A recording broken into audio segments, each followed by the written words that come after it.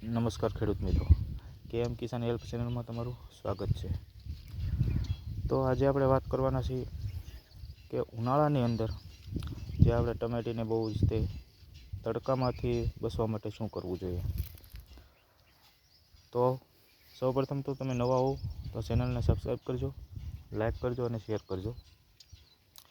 તો ચાલો આજે આપણે વાત કરીએ તો ઉનાળાની અંદર તડકામાં જો આપણે ટમેટીને બહુ તડકો જો ઉપરથી પડે એટલા માટે આપણે એની અંદર મકાઈ છે એવી કોઈ પણ વસ્તુનું વાવેતર કરીએ તો તેમને ઘણો ફાયદો પડે છે।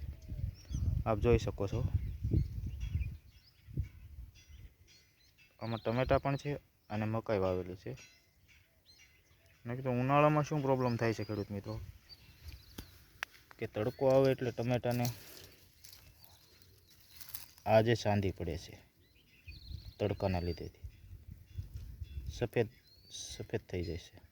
અડધું ટમેટું લાલ રહીને અડધું સફેદ થઈ જાય છે, જોઈ શકો છો। ઘણા બધા ખેડૂત મિત્રોને આ પ્રોબ્લેમ રહેતો હોય છે, ખાસ કરીને ઉનાળાની અંદર। તો એવામાં જો આપણે મકાઈ છે, એરંડા પણ આપણે સોંપી શકાય છે આમાં। તો તેના લીધે શું થશે કે મકાઈ વધશે એટલે ટમેટીને બહુ તડકો ઓછો લાગશે।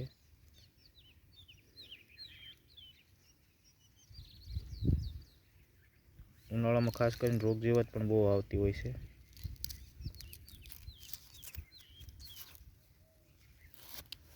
તો આપ આવી રીતના કોઈ પણ વસ્તુ લગાડી શકો છો જેનાથી થોડો છાંયો રહે અને આપણે ટમેટીને છાંયો મળતો રહે।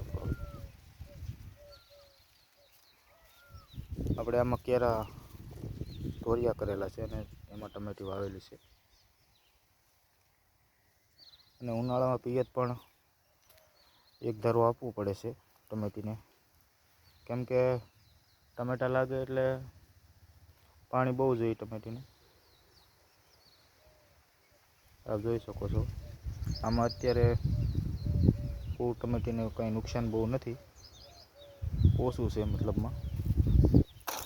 ટમેટા પણ પાકવા મળ્યા છે હવે,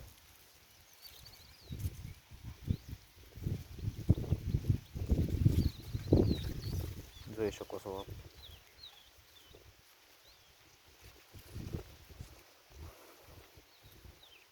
તો આમ કરવાથી આપણે ઘણો બધો ફાયદો મળે છે ખેડૂત મિત્રો।